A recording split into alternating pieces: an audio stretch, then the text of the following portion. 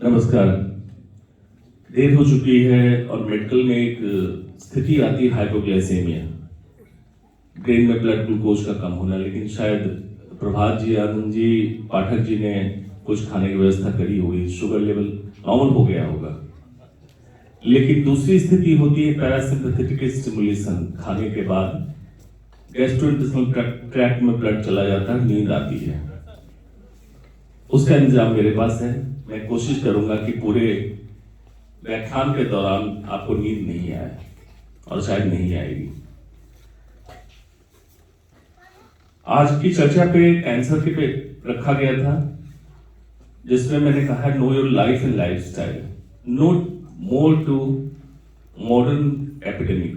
Pandemic की बात अभी हुई थी, वैश्विक महामारी। कैंसर एपिडेमिक हो चुका है, डिक्लेयर होना बाकी है, खास करके भारत में। इसलिए सबसे पहले जरूरी है बीमारी की बात करने से हेल्थ को समझ लें, हेल्थ है क्या। आमतौर पे स्वास्थ्य बोल के बीमारियों की चर्चा होती है, इसलिए ministry of health and family welfare, स्वास्थ्य एवं परिवार कल्याण मंत्रालय, लेकिन डिपार्टमेंट क्या है उसमें? कैंसर, ट्यूबरकुलोसिस, लेप्रेसी, कहीं भी स्वास्थ्य की बात नहीं होती है।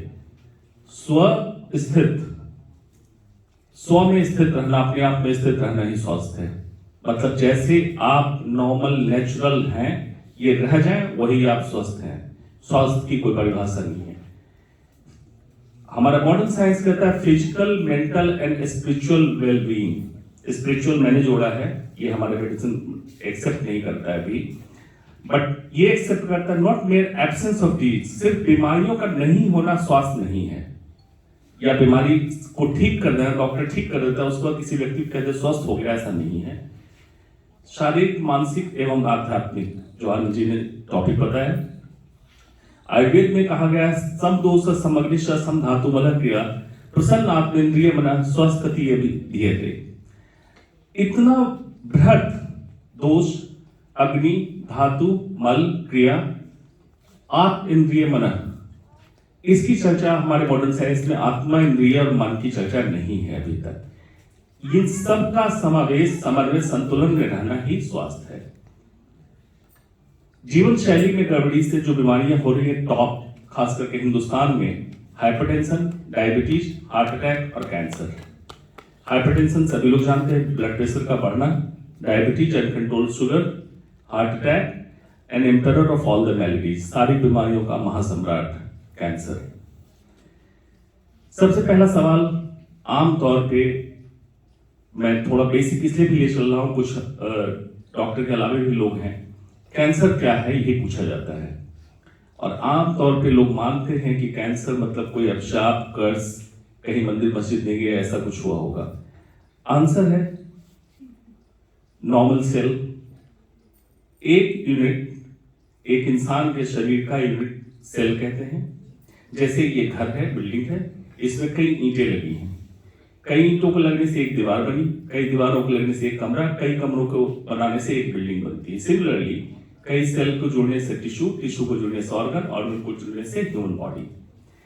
इन्हीं सेल में अगर एबनॉर्मल सेल्स कुछ हो जाए और वो मल्टीप्लाई करने लगे और ग्रो करने लगे, एक ऑर्गन से दूसरे ऑर्गन में जाने लगे, यही कैंसर है। डेफिनेशन क्या हुआ? एबनॉर्मल, असामान्य, पर्पसलेस, उद्देश्य विहीन, रैपिड, बहुत तेजी से, growth of our own cell is cancer. मतलब बाहर से कुछ नहीं आया। तो सबसे पहली बात यह हुई कि आपने बीमारी कहीं और से नहीं, अपने शरीर के अंदर उत्पन्न होने के लिए मौका दिया, मतलब अपने सॉइल तैयार कर दिया, जिसको कहते हैं सीड एंड सॉइल थ्योरी। मतलब मिट्टी आपने तैयार की, बीज कहीं से आया और कैंसर पनप गया। इसको और साधारण, millions and millions of people, लाखों की संख्या में लोग बैठे हैं, obeying laws and order of the society, हमारे समाज के कानून को मान रहे हैं, नॉर्मल ह्यूमन बॉडी। इनमें से कुछ आतंकवादी हो गए, टेररिस्ट हो गए, start killing our own people, मारना शुरू कर दिया। एक स्टेट से दूसरे स्टेट, एक कंट्री से दूसरे कंट्री जाने लगा, मतलब एक अंग से कैंसर दूसरे अंग में जाने लगा कैंसर। इतना ही अंतर है, मतलब कहीं और से नहीं आया, हमारे बीच के अपने अंदर का सेल है, इसी से हो गया। दूसरा सवाल पूछा जाता है, इज कैंसर क्यूरेबल? क्या कैंसर ठीक हो सकता है? Answer yes, if detected early. जरूरत है जागरूकता की, दोनों को जागरूक होना है, हर डॉक्टर को और हर इंसान को। डॉक्टर को क्या जागरूक होना है? एक फिल्म आई थी स्पेशलिस्ट, उसमें दिखाया गया था एक bomb diffuser. United state America में दिखाया गया कि बहुत ज्यादा बॉम्ब ब्लास्ट हो रहा है, टेररिस्ट एक्टिविटी बढ़ गई है। बॉम्ब डिफ्यूजर को सस्पेक्ट करने कहा गया, suspect anything can be cancer. Similarly as a doctor आपको सस्पेक्ट करना है कोई भी सामान्य लक्षण जो किसी और बीमारी का होता है, ये लक्षण कैंसर का भी हो सकता है। आगे मैं बताऊंगा क्या। सस्पेक्ट करना चालू करेंगे, जैसे इनको सिखाया गया था रिस्ट वॉच, चाय का प्याला, कुछ भी बॉम्ब हो सकता है। सिमिलरली हर डॉक्टर को सस्पेक्ट करना चाहिए कि कोई बीमारी का लक्षण जो ठीक नहीं हो रहा, कैंसर का लक्षण हो सकता है। बस इतना ही करना है। हर इंसान को क्या करना है? कोई भी असामान्य लक्षण अगर उसके शरीर में, उसके दिनचर्या में आ जाए तो कैंसर का लक्षण हो सकता है। वो असामान्य लक्षण कॉमन क्या है हिंदुस्तान में? गठान या सूजन का होना, खास करके हाल फिलहाल में हुआ हो और तेजी से बढ़ने लगे। घाव या छाला, जिसको टेक्निकली हम लोग कहते हैं non healing ulcer. Indigestion, acidity, इसको मैं डिफाइन करूंगा, कौन सी एसिडिटी, कौन सा इंडाइजेशन। हर इंडाइजेशन, हर एसिडिटी कैंसर का लक्षण नहीं है। खाना अटकना, लंबी खांसी, आवाज में बदलाव, एबनॉर्मल ब्लीडिंग या वजन का कम होना, ये कॉमन लक्षण, टॉप के जो लक्षण हैं कैंसर के, यही हैं। पूछा जाता है अल्टरनेटिव, वैकल्पिक इलाज।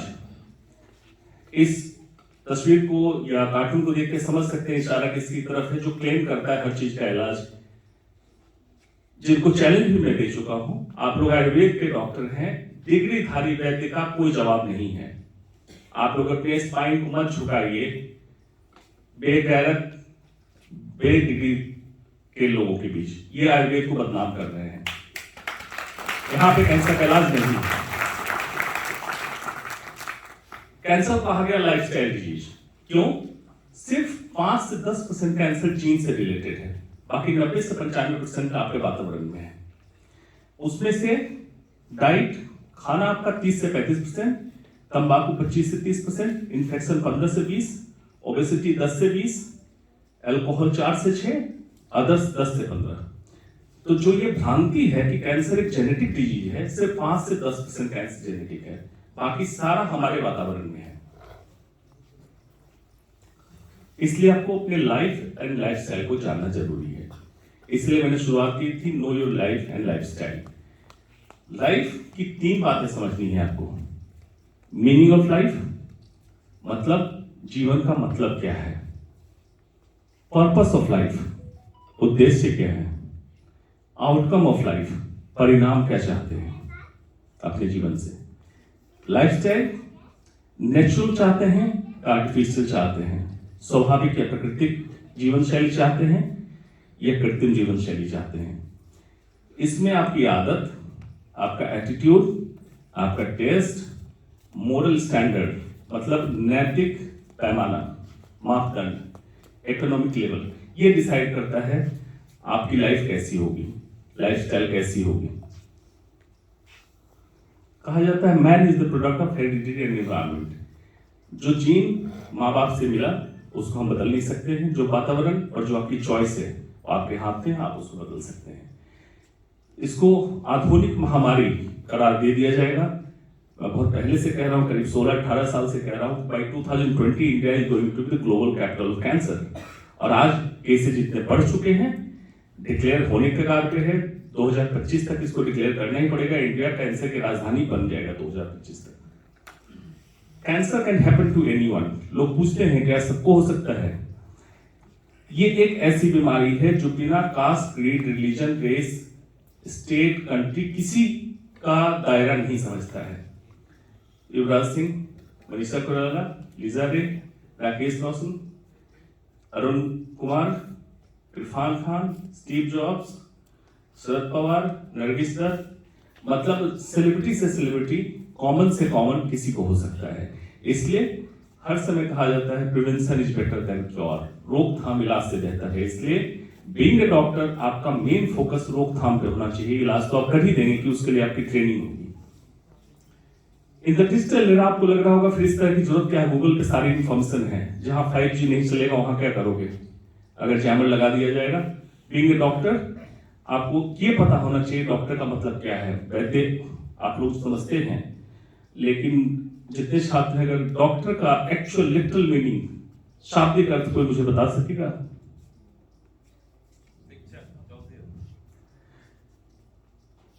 The word doctor was derived from Latin word docere, means teacher, शिक्षक। पाठक जी कह रहे थे शिक्षक हैं और चिकित्सक भी हैं। डॉक्टर का प्राइमरी रोल हुआ करता था शिक्षक, मतलब समाज की शिक्षा करना, जागरूक करना, और अगर कोई बीमार पड़ जाए तो उसकी चिकित्सा भी कर देना।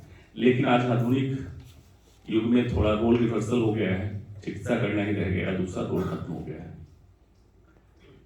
कहा जाता है विद्या मित्रम प्रवासेषु भार्य मित्रम गृहेषु व्याधितो औषधम मित्रम धर्मो मित्रम मित्रस्य च पुस्तकेषु च या विद्या पठस्तेषु एतद्धनम उत्पन्नेषु च कार्येषु नास विद्या न तद्धनम। इसलिए 3G 4G 5G आपका वहां काम नहीं करेगा। 5 एलिमेंट्स ऑफ लाइफ, ये हर मिथोलॉजी, हर बुक में माना गया है, और जो हमारे यहां माना गया वो भी यही है, क्षिति जल पावक गगन समीरा, 5 एलिमेंट्स ऑफ लाइफ। इसी की गड़बड़ी से हर बीमारी कहीं ना कहीं होती है। कई लोग मुझसे पूछते हैं कैंसर सर्जन है, बॉडी को खोलते हैं तो क्या उसमें मिट्टी पानी कहीं दिखता है? नहीं दिखेगा।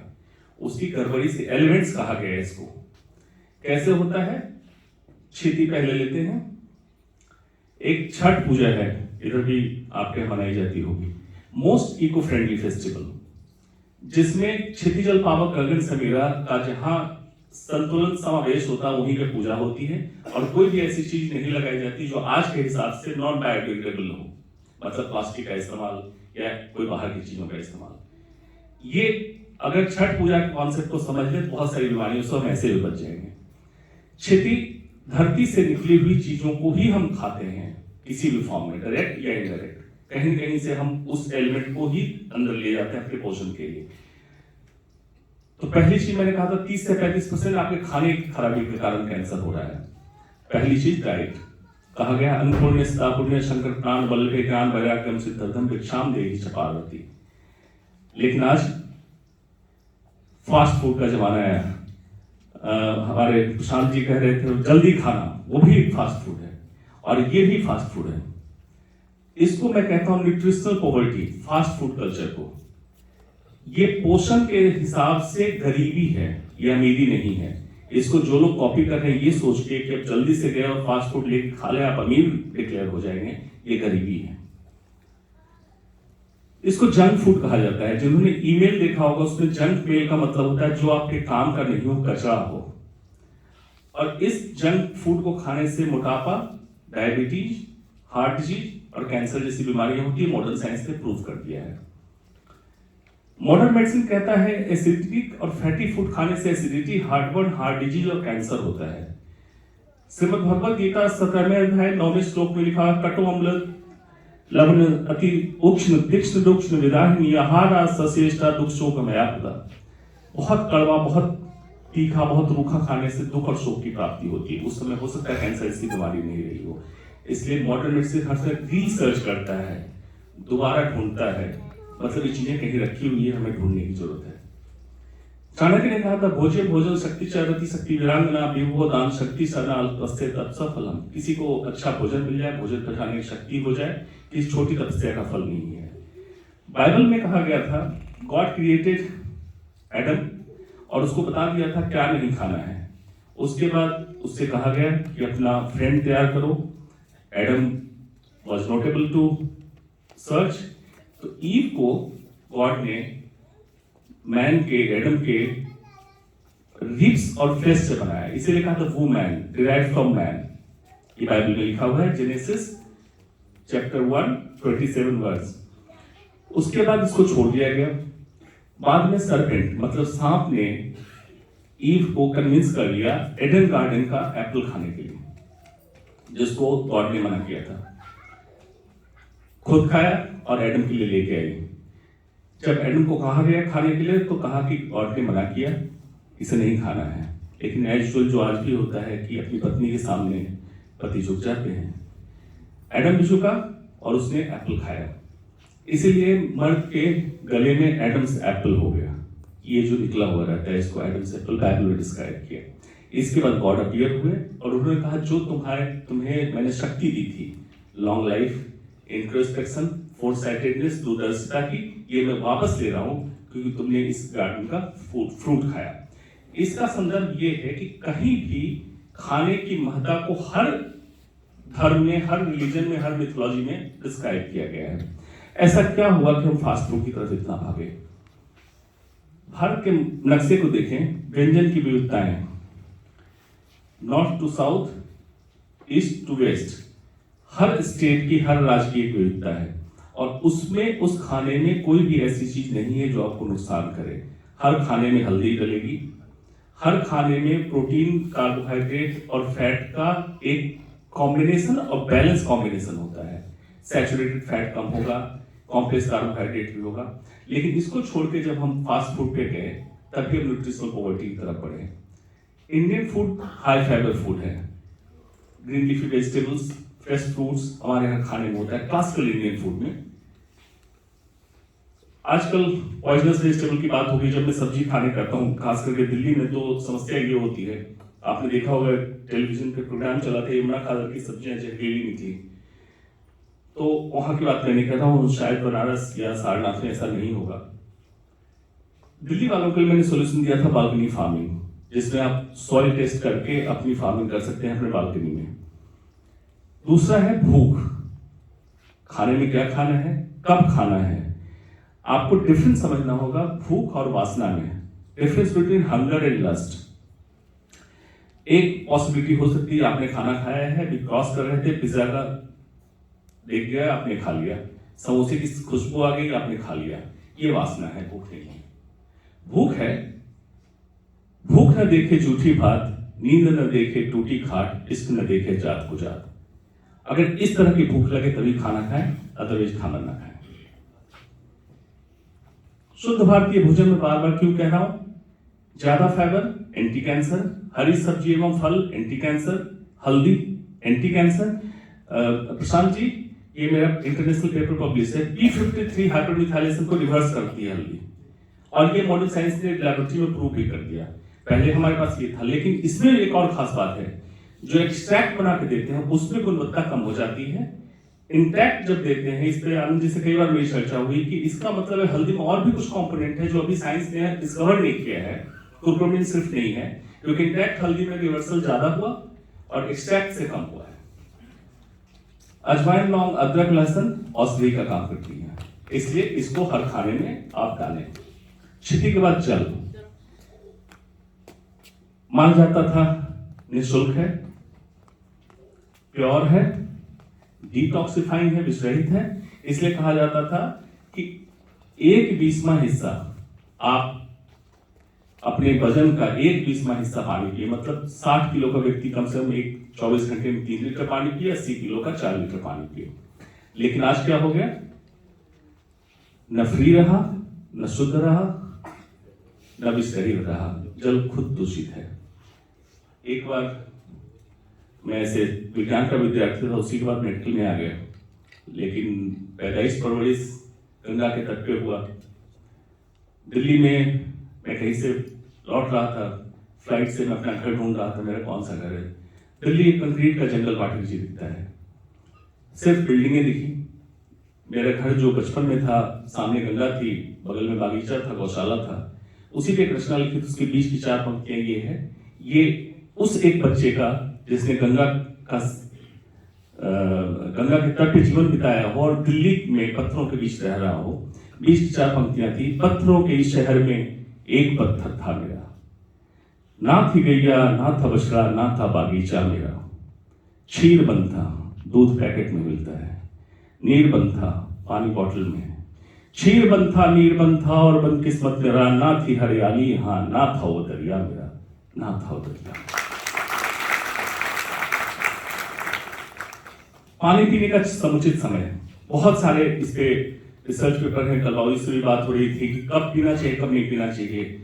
कुछ व्यापारी लोग कुछ कहते हैं, वो उस पर नहीं, इसमें सारा एक्सट्रैक्ट लेके आपको जो बता रहा हूँ, ये मॉडर्न मेडिसिन आयुर्वेद के दोनों को मिला के है। सुबह उठने के बाद 2 गिलास पानी पिए। इसका रीजन क्या है? रात में मेटाबॉलिक प्रोसेस जो हुआ है, इसके कारण प्लाज्मा का हाइपरऑक्समोलर होता है, उसको डाइल्यूट करेगा पानी और यूरिन से फ्लश आउट करेगा टॉक्सिन को। टॉक्सिन जितना कम समय आपके बॉडी के अंदर रहेगा, कैंसर या बीमारियों की संभावना कम होगी।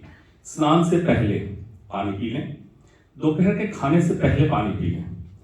उसका फायदा ये है कि एक फीलिंग आती है, जिनको आज मोटापा एक भारत में समस्या जो बन रही है, ये आप कम कर सकते हैं।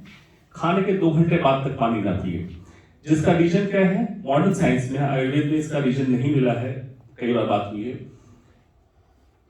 डाइजेस्टिव जूसेस को एक्ट करने के लिए टाइम नहीं, जब पेप्सिन हाइड्रोक्लोरिक एसिड निकला, ट्रिप्सिन टाइमोट्रिप्सिन आगे जाके निकलेगा, बाइल सॉल्ट, इसको डाइल्यूट नहीं करना। डाइल्यूट करने के बाद जो फूड चर्निंग हो रही है, चर्निंग प्रोसेस रुक जाएगा, इंडाइजेशन रिफ्लक्स की समस्या बढ़ती है अगर खाने के तुरंत बाद हम पानी पीते हैं तो। इसलिए खाने के तुरंत बाद ना पिए, सूर्यास्त के समय पिए और सोने से पहले पिए। अगर इतना फॉलो कर लेते हैं तो 3 से 4 लीटर पानी आपका एक दिन का हो जाएगा और बॉडी डिटॉक्सिफाई रहेगी। कुरान में एक आयत है जिसको मैंने इंग्लिश में ट्रांसलेट कर दिया है कि आधा पेट खाना खाओ, 1 क्वार्टर पानी की जगह छोड़ो और 1 क्वार्टर चर्निंग से जो हवा बनती है उसको निकलने की जगह छोड़ो। लेकिन आज क्या हो गया है? योग रत्नाकर में भी लिखा गया है, सेम मॉडर्न मैन स्टमक। सुबह उठते थायराइड की गोली, कोलेस्ट्रॉल की गोली, बीपी की गोली, डायबिटीज की गोली, दोपहर में भी डॉक्टर का पर्चा है, गोलियों से पेट भर गया, शाम को फिर गोलियों से पेट भर गया। तो इंसान कहाँ खाना खाए, कहाँ पानी की जगह, कहाँ चर्निंग की जगह? क्या ये संभव है मॉडर्न मैन स्टमक को वापस हम लाइफ विदाउट पिल्स, दवाइयों बिना जीवन कर सकते हैं? ये संभव है। अगर डॉक्टर चाहे तो अपने समाज को लाइफ विदाउट पिल्स पे ले जा सकता है, ये संभव है। गुटखा, कलर्ड एंड फ्लेवर्ड पॉइजन, एक बहुत बड़ा कारण कैंसर का। क्या है इसमें? सुपारी, कत्था, पैराफिन, तंबाकू, चूना और सुगंध। ये सुगंध किसी भी नेचुरल प्रोडक्ट से नहीं निकला है, ये हमारे नोएडा हरौला मार्केट में बनता है, केमिकल है, सारा केमिकल है। वेनिला, रोज, लेवेंडर, जितना आप सुनते हैं गुटखा में डाला जाता है, सब केमिकल है। क्या समस्या होती है गुटखा खाने से? मुंह का कम खुलना, लाल या सफेद इस तरह के दाग, प्रीमेच्योर फॉल ऑफ टीथ, दांत का गिरना, नतीजा कैंसर, क्लासिकल टंग कैंसर। ये रियल पिक्चर है। मैं दिल्ली में एक जगह ड्राइव करता जा रहा था, रेड लाइट ऑन थी, मैं रुका था, एक भीख मांगने वाले बच्चे एक छोटे बच्चे को गुटखा खिला रही थी। मैंने तस्वीर ली, फिर इसको बुला के पूछा गुटखा क्यों खिला रहे हो? इसने कहा बच्चा सोया रहता है, डिस्टर्ब नहीं करता है, लोग समझते हैं बीमार है, पैसे दे देते हैं। फिर मैंने जब पूछा कि बच्चा तुम्हारा इसे गुटखा क्यों खिला दो, तब बताया कि किसी कामकाजी महिला का बच्चा है। उसकी मेड से जब वो महिला ऑफिस जाती है तो भाड़े पे लेके आती है और इसकी माँ जब लौट के आती है उसके पहले उसको घर वापस छोड़ देती है। ये विडंबना हमारे समाज की है। सिगरेट, हम में से कुछ डॉक्टर भी सिगरेट पीते हैं। सिगरेट से प्लीज बी किल। जिनसे भी पूछा 3 बातें बताई सिगरेट पीने से क्या होता है। किक मिलता है, जब अर्ली एज में, खासकर फर्स्ट ईयर के स्टूडेंट अभी जो हैं, जब स्टार्ट करेंगे आप तो यही बताया जाएगा किक मिलता है सिगरेट पीने से। आपको समझना चाहिए आप जिंदगी को किक मार रहे हैं। जो कहते हैं एक्टिव रहते हैं सिगरेट पीने से, अगर 2 मिनट की स्ट्रेचिंग आप कर लें, यौगिक पोस्चर कर लें, तो आप इससे ज्यादा एक्टिव हो जाएंगे। या जो बोलता है स्टाइल मिलता है, ये भाड़ होते हैं, नाचने वाले हैं, नाचने के पैसे लेते हैं, ये आपके सेलिब्रिटी नहीं है।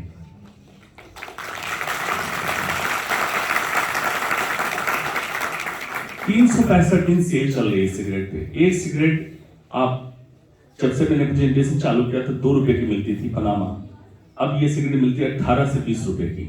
लेकिन आपको 40 केमिकल्स, 40 कैंसर फॉर्मिंग केमिकल्स और 4000 अदर केमिकल्स आपको एक सिगरेट में मिलता है। इसलिए मैं कहता हूं सिगरेट में सेल चलती है।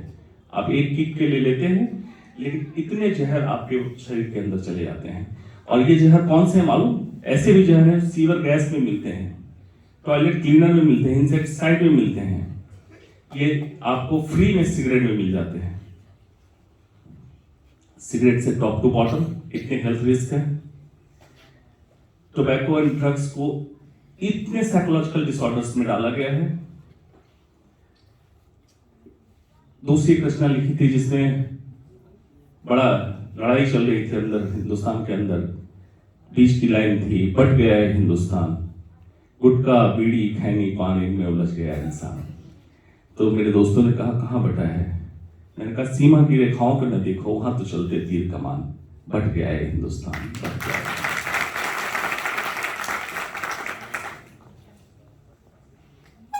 अल्कोहल, जिसको आमतौर पे कहते हैं शराब, हाला या मदरा, 3 चीजों के लिए लोग लेते हैं।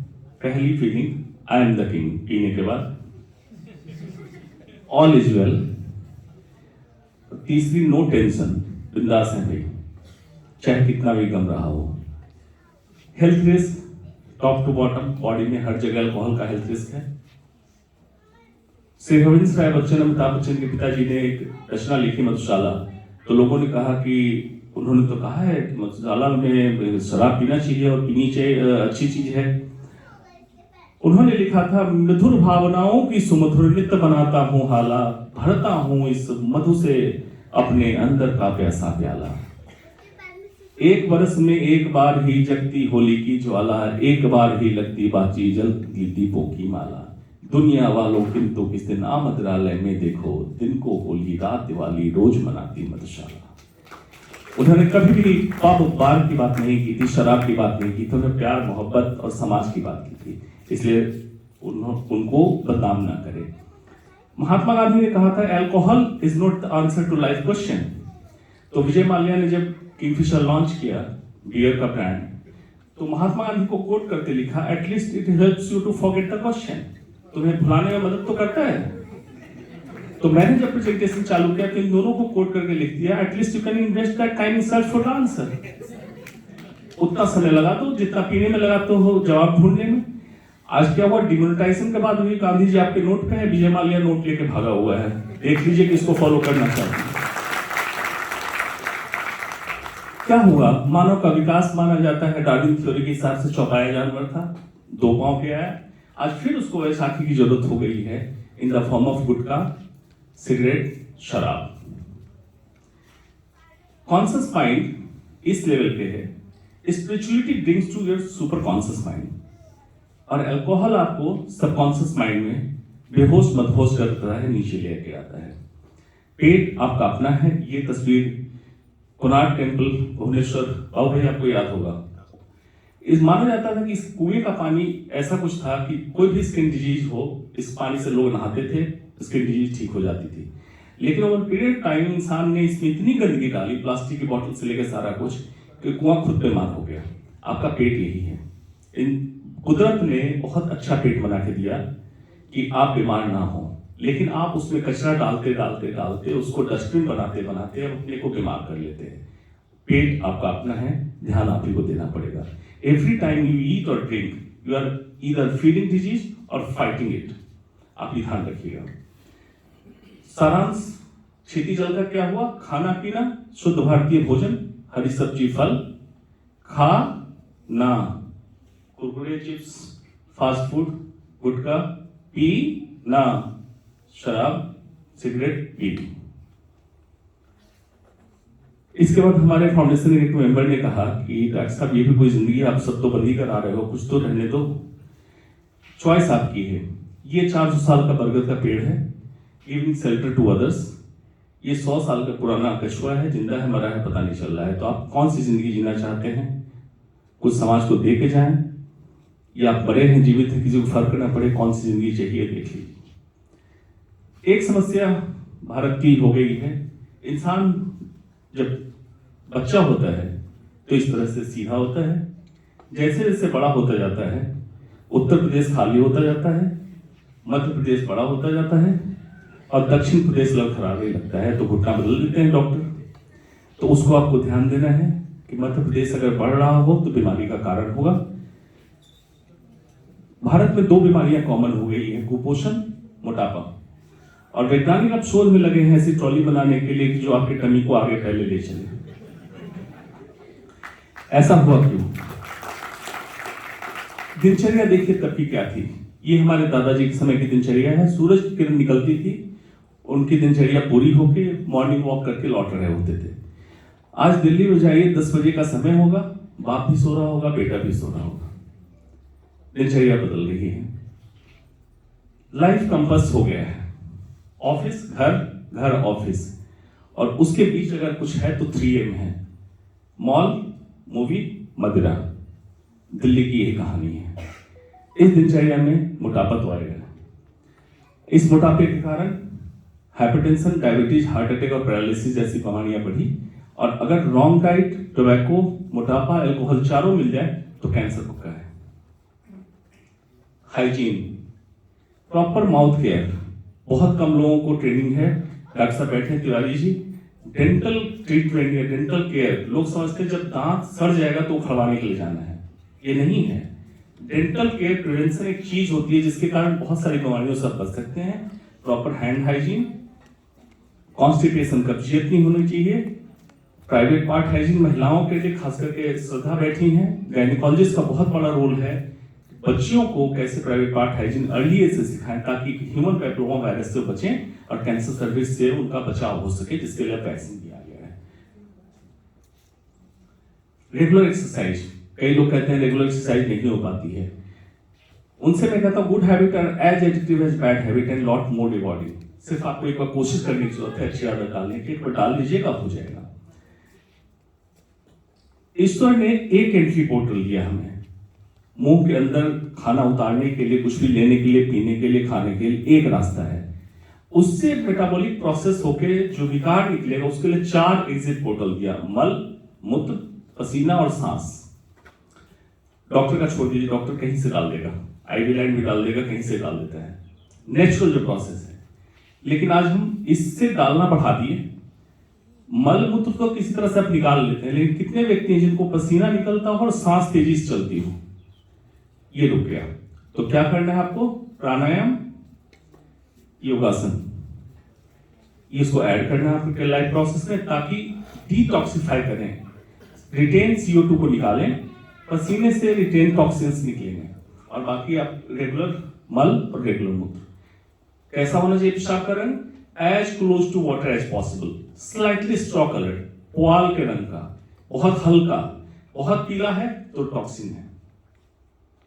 एयर पॉल्यूशन दिल्ली की समस्या है, लेकिन आश्चर्य लगा मुझे कल वाराणसी में देखी कि यहाँ भी एयर पॉल्यूशन PM10 तो काफी हो चुका है और 2.5 भी ठीक ठाक है, कम नहीं है यहाँ भी।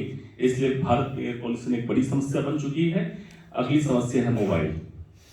पहले फोन स्थगित था, इंसान चलित था। आज फोन चलित हो गया, इंसान स्थगित हो गया। तो जो अनचाहे में एक्सरसाइज हो जाया करती थी, आज ऑफिस में फोन, दोनों कान पे फोन, शौचालय में फोन, शयन कक्ष में फोन, तकिए के नीचे फोन, गर्भवती महिलाओं के पेट पर फोन, चलते फिरते फोन, वाहन चलाते समय फोन। परिणाम मंदिर में फोन। मंदिर कहा गया था जहां मन और इंद्रिय दोनों काबू में आ जाए, बैलेंस हो जाए, उसको मंदिर कहा गया। आज मंदिर में भी फोन है। क्या हुआ है मोबाइल से? नजदीकियां बढ़ी या दूरियां? मैं कहता हूं हो रहे हैं रिश्ते खराब।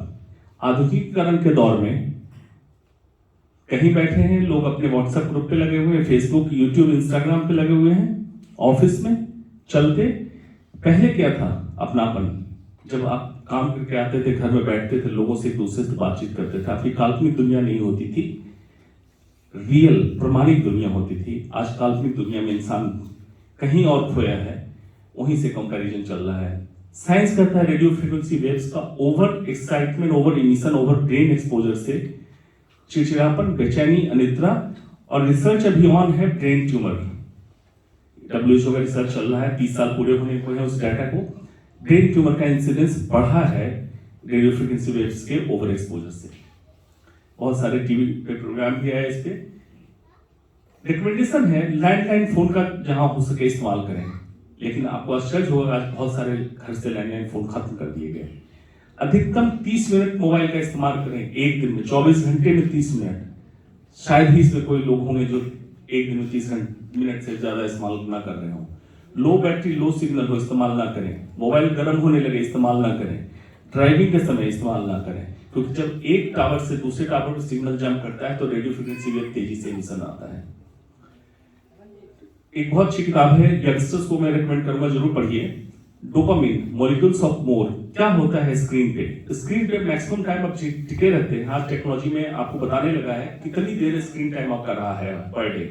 आप उसको देखिए, आपको आश्चर्य होगा, आप एडिक्ट हो चुके हैं, क्योंकि ब्रेन में डोपामिन एक न्यूरोकेमिकल सिक्रेट होता है जो आपको उससे कहीं सिगरेट, मॉर्फिन, हेरोइन से ज्यादा एडिक्ट बना रहा है।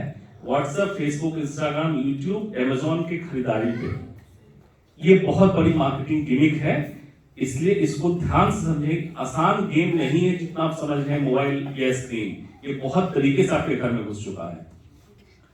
नींद का कम होना क्यों? वर्क कंप्यूटर पे, घर पे कंप्यूटर, प्ले स्टेशन कंप्यूटर, नींद में भी कंप्यूटर। स्लीप डिप्राइवेशन से ये प्रोसेस है जिसके कारण अल्टीमेटली कैंसर कैसे होता है। अगर नींद की किसी को कमी हो रही है बहुत लंबे समय तक, किस तरह से डीएनए डैमेज होगा, म्यूटेशन होगा, कैंसर हो सकता है। ये निद्रा एक अच्छी क्रिया है। योग के 2-4 लोग मिले थे मुझे, बैठे हैं, हाँ ये लोग बैठे हैं। योग निद्रा एक अच्छी क्रिया है जिससे अनिद्रा में रहा चिंता दूर कर, तनाव कम कर सकते हैं, शरीर के दर्द को दूर कर सकते हैं, दिमाग शांत, ध्यान केंद्रित कर सकते हैं। और कम समय से व्यक्ति कम समय में एक्चुअल स्लीप लेके भी उतना ही रिचार्ज हो सकते हैं। इसको साइंस ने प्रूव कर दिया। ईईजी, इलेक्ट्रोएन्केफेलोग्राम, एमआरआई स्पेक्ट्रोस्कोपी दोनों करके प्रूव किया गया कि ड्यूरिंग योग निद्रा आप डीप स्लीप के बराबर के मेंटल स्टेट में चले जाते हैं। तो या तो आप इस पे काबू पा लीजिए, क्योंकि हमारी विधा है, हमारी पद्धति है।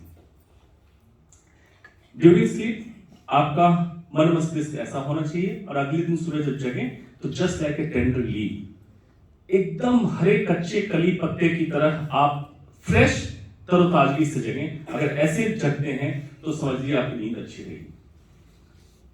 मेरे पिताजी हर समय बचपन में कहा करते थे, आज टेक्नोलॉजी के सामने हमने गर्दन झुका के चलना शुरू कर दिया, और मैं हर समय कहता हूं गर्दन उठा के वही चलता है जिसके मोबाइल में व्हाट्सएप नहीं होता है, क्योंकि मेरे मोबाइल में व्हाट्सएप नहीं है। पिताजी कहा करते थे, जिस बुलंदी पे जाके इंसान छोटा लगे उस बुलंदी को पाना न चाहिए, रेत की हड्डियां भी चटकने लगे सर को इतना झुकाना न चाहिए। टेक्नोलॉजी को अपना गुलाम बनाओ, टेक्नोलॉजी के गुलाम मत हो। कुछ hidden unknown fact, use of plastics.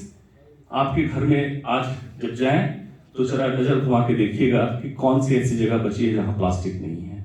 Plastic बहुत बड़ा टॉक्सिन है। इन बर्तनों को आपने एंटीक कह के उठा के अलमीरा में सजा दिया। ये बर्तन आपके बहुत काम के हैं, इनको निकालिए अलमीरा से। प्लास्टिक्स में बिस्फेनॉल ए और थैलेट्स 2 जहर है, जिससे लो स्पर्म काउंट पुरुषों में, जिसके कारण बांझपन की समस्या बढ़ गई, इनफर्टिलिटी क्लिनिक बढ़ रहे हैं, थायराइड की समस्या महिलाओं में, और 20 साल से अधिक इस्तेमाल के कारण कैंसर जैसी समस्या बढ़ रही है। इसलिए इसको अपने घर से, अपने फ्रिज से निकालने की जरूरत है, इसको आप निकालें।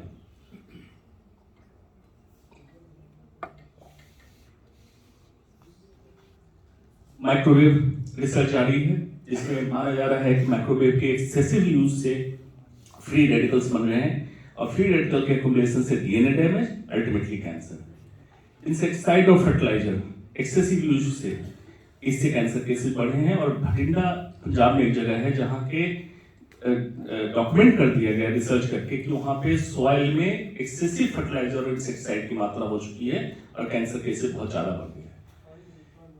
फ्रूट राइटनर्स, फल पकाने की चीज, सब्जी बड़ी करने की चीज, ऑक्सीटोसिन, कार्बाइड, इथाफेनॉल, इससे कैंसर केसेस बढ़े हैं।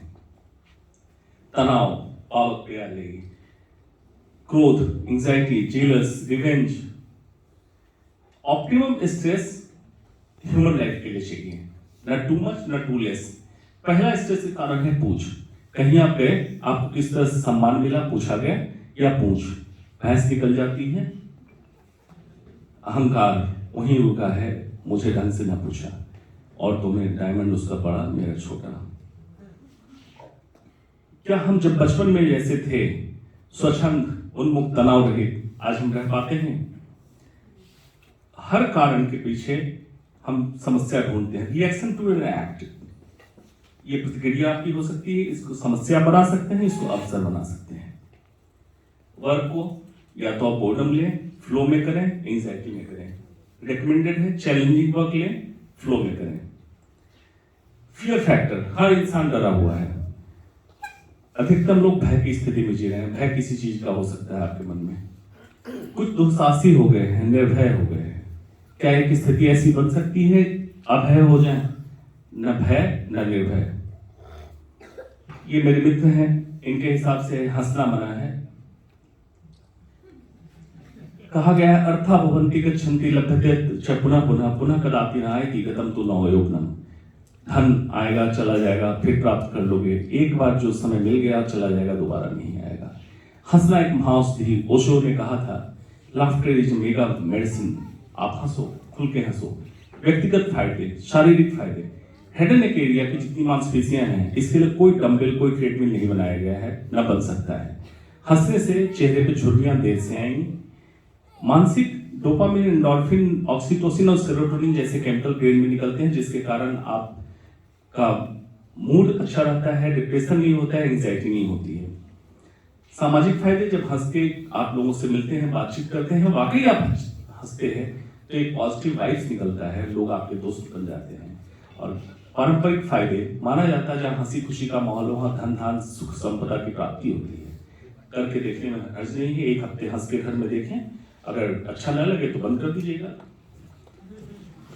लेकिन ऐसे हंसने का फायदा नहीं है। ये एक लाफ्टर क्लब है हमारी सोसाइटी के पीछे दिल्ली में, जहां सुबह लोग 6:50 में जमा होते हैं, 7 बजे तक हंसते हैं, फिर अपने घर चले जाते हैं। एक दिन मैंने तस्वीर खींची, मैंने पूछा कि आप लोग इस तरह से 10 मिनट क्यों हंसते हैं, तो उन्होंने बताया 23 घंटे 50 मिनट हंसना नहीं है। ऑफिस में हंसता हूं तो जूनियर काम नहीं करते हैं, घर पे हंसता आता हूं तो पत्नी कहती है कुछ अच्छा हुआ है क्या तुम्हारा, तुम बहुत हंसते आए हो आज। तो हमारी स्थिति यही है, 10 मिनट ही हंस सकते हैं, 23 घंटे 50 मिनट नहीं हंस सकते हैं।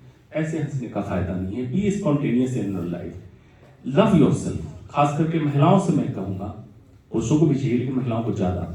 आपकी उम्मीद दूसरों से मोहब्बत की है, प्यार की है, चाह की है। Love yourself. आप खुद को चाहत दें, खुद को मोहब्बत करें, लोग आपको चाहने लगेंगे। Be spontaneous. ये मैं बंगाल गया होते गायत्री परिवार ने बुलाया था, वहां मैंने चारा काटने की मशीन देखी, 30 साल बाद मशीन देखी थी, मैं काटने लगा। बाबू भाई ने तस्वीर खींची। जो करने की इच्छा कर डालो, जिससे अगर किसी को नुकसान ना हो रहा हो। ये मत सोचो कि क्या हो गया, अब ये करोगे तो लोग क्या सोचेंगे। अगर आप ये सोचोगे कि लोग क्या सोचेंगे तो वो क्या सोचेंगे, आप ये ही सोचोगे तो उनको सोचने दो, जो सोचते हैं आप कर डालो। Develop hobby. कहा गया है हॉबी का मतलब है स्पेयर टाइम एक्टिविटी। आज क्या हो गया इंसान के पास, नो टाइम टू स्पेयर और स्पेयर टाइम फॉर नथिंग। इसको डेवलप कीजिए। हॉबी में क्या डेवलप कर सकते हैं? Plantation, clean your society, health, hospital जाइए, लोगों से बातचीत कीजिए, उनका कष्ट दूर कीजिए, socialise with your friends. Forgiveness. कहा जाता है क्षमा सौंपती उस भुजन को जिसके पास गरल हो, उसको क्या जो तंथहीन विषहीन विदित सरल हो। आत्मसंयम, सेल्फ कंट्रोल। कुछ भी कहने से पहले एक बार जरूर डिसाइड कीजिए कि क्या यह कहना इतना जरूरी है। इंट्रोस्पेक्शन, आत्मविश्लेषण। सोने से पहले 5 मिनट अपने ऊपर समय दीजिए कि आज का जो समय है, क्या उसका आत्मविश्लेषण करके जो अगर आपसे अच्छा हुआ भूल जाइए, बुरा हुआ अगली बार ना हो। इंसान गिल्ट डिस्पेयर में मैक्सिमम जी रहा है। गिल्ट डिस्पेयर, कभी ये डाउन कभी ये अप। एक पॉसिबिलिटी हो सकती है होप एंड हैप्पीनेस में जीने की। जो मेरे एज के हैं याद हो गए कैसेट, तिवारी याद है? ये रील उलझ जाती थी और एक उम्मीद में पेंसिल डाल के उसको घुमाते रहते थे, कभी तो ठीक हो जाएगी। लेकिन आज डिजिटल जमाने में ये भी होप आपका चला गया। हमारे पास एक छोटा सा होप हुआ करता था, कैसे ठीक हो जाए। जोहारे विंडो एक बहुत अच्छी चीज है, कभी और इस पर डिटेल चर्चा करूंगा। एक विंडो, हमारे 4 विंडो होते हैं हर इंसान की पर्सनालिटी में। एक विंडो है unknown to you and unknown to the world. इस पे काम करने की जरूरत है। इसमें ह्यूज पोटेंशियल है जो आप डेवलप कर सकते हैं। वर्तमान में जीना शुरू करें। वर्तमान कहा गया है भविष्य के गर्भ से निकलकर अतीत के गर्भ तक जाने की उस तरल दशा को वर्तमान कहते हैं। जब तक आपने सोचा तब तक ये दशा बदल जाएगी। कई लोग मुझसे पूछते हैं टाइम मैनेजमेंट, समय प्रबंधन। उनसे मैं हर समय कहता हूं, क्या समय बीतता है या हम बीतते हैं? Can we manage the time? कई लोग कहते हैं टाइम इज मनी।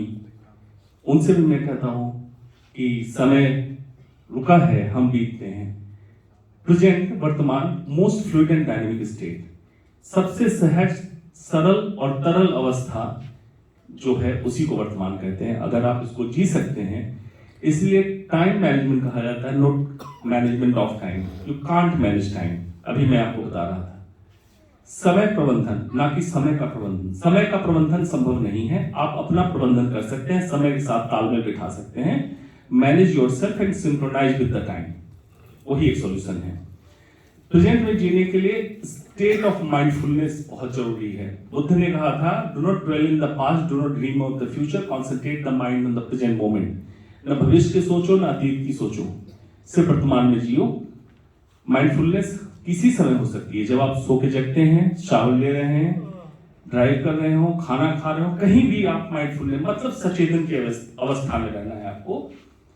एक माइंडफुलनेस का बहुत अच्छा टीचर है, उन्होंने कहा mindfulness means paying attention in a particular way on a purpose in the present moment and non judgmentally. उसमें जजमेंटल ना हो, जो हो रहा है उसी को ऑब्जर्व करें, दृष्टा भाव से देखें, उसी को सचेतन की अवस्था कर सकते हैं।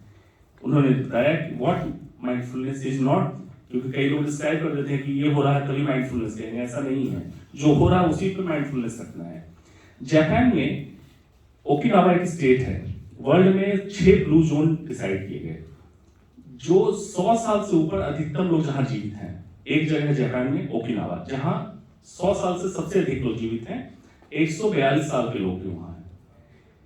वहां पे एक कॉन्सेप्ट है इकिगाई, जहां पैशन, मिशन, वोकेशन, प्रोफेशन चारों जहां मिलता वही काम करते हैं। मतलब जो काम पसंद है वही काम करेंगे, उसी को पैशन बनाएंगे और उसी को थ्रू आउट लाइफ करते रहेंगे।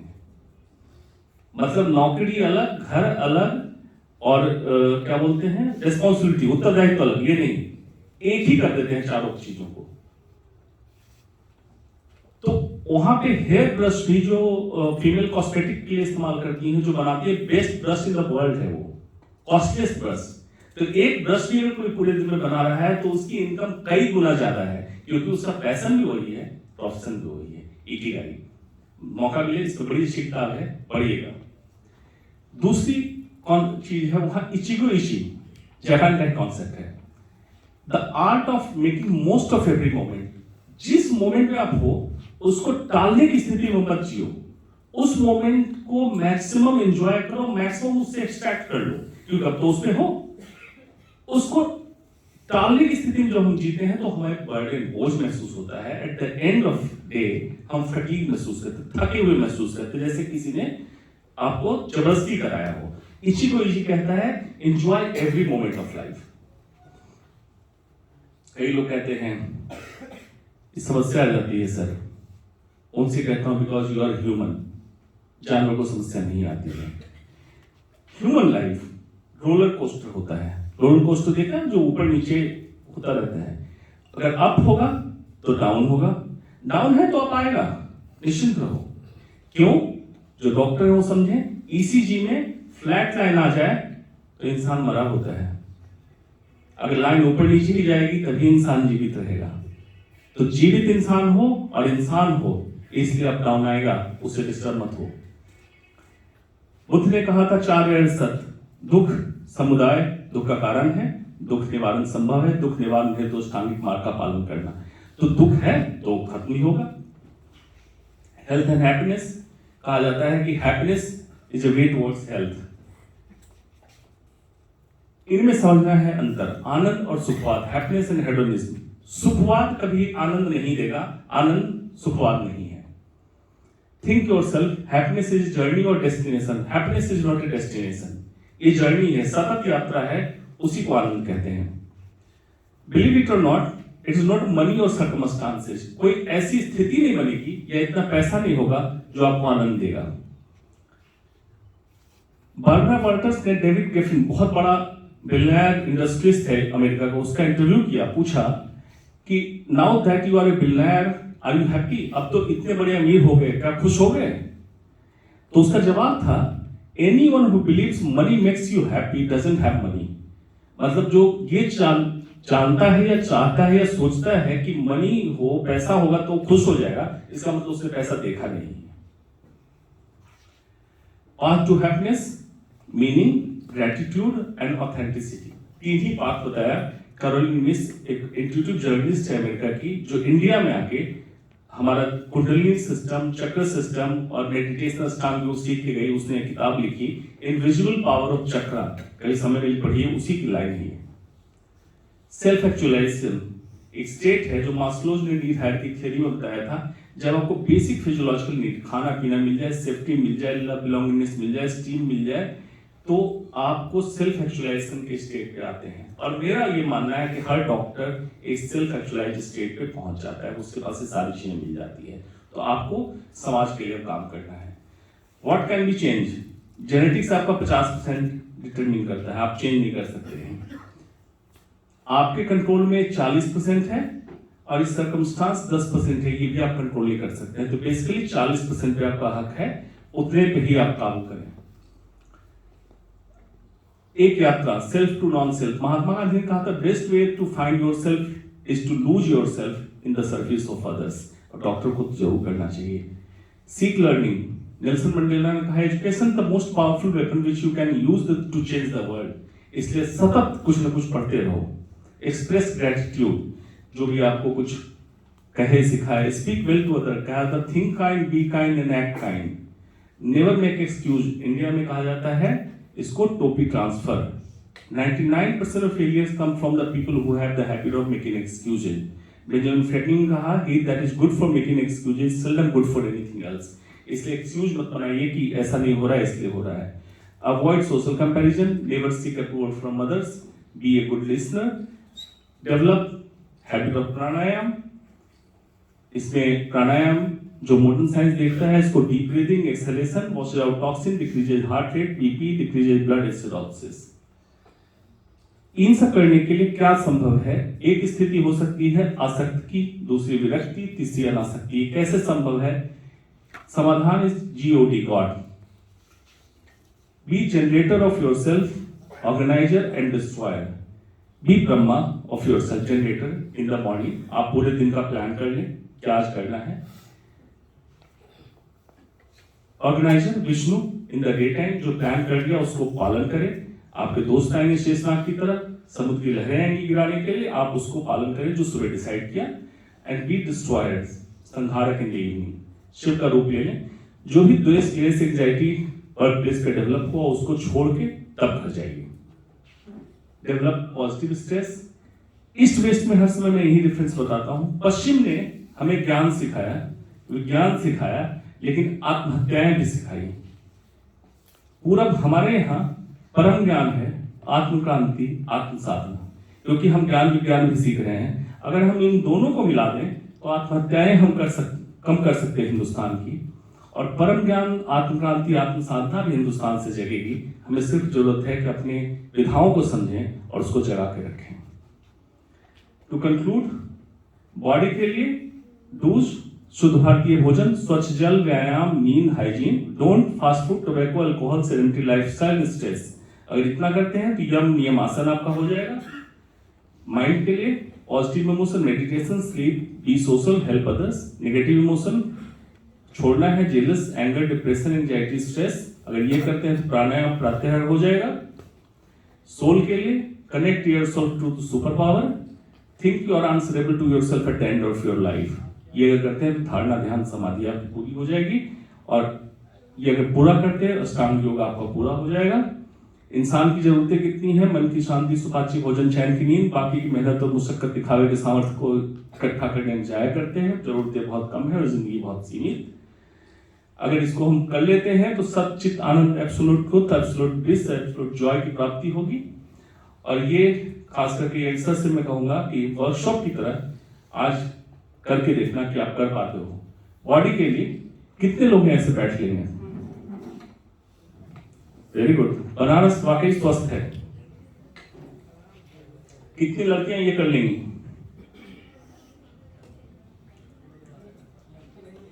माइंड के लिए कितने लोग हैं कि पूरे समय प्रेजेंट में जीते हैं, वर्तमान में उनका मन मस्तिष्क रहता है? कुछ कम के। और अगली बार आऊंगा तो सोल के लिए मैं पूछा हूं, हुआ रियो, इसका जवाब ढूंढ के रखना। आप कौन हैं? आखिरी स्लाइड एक कविता से पाठक जी समाप्त करता हूं। जो मिल जाए वो मिट्टी है, जो पा न सके वो सोना है। हमारी आदत हो गई है कि जो हमारे पास है उसके लिए ग्रेटिट्यूड नहीं है। जो मिल जाए वो मिट्टी है, जो पा न सके वो सोना है। निर्मलन हो जा रे मानस, सब कुछ एक दिन खोना है। माया और प्रपंच भर में निर्भर किस पर होना है। कर सको कुछ कर लो बंधु, नित दिन तेरा रोना है। पीछे छोड़कर रिश्ते नाते पंच तत्व में जाना है। वही पंच तत्व, क्षितिज अल्पा गगन समीरा। पीछे छोड़कर रिश्ते नाते पंच तत्व में जाना है।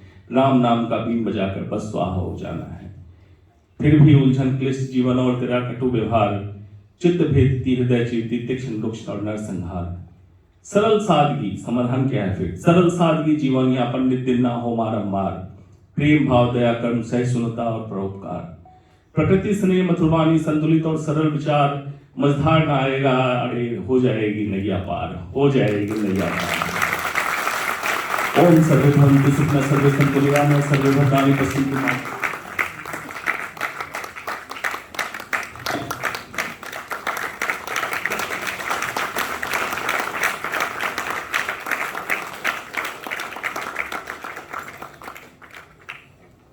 बहुत बहुत धन्यवाद सर, बहुत बहुत धन्यवाद, बहुत बहुत धन्यवाद, हृदय से धन्यवाद।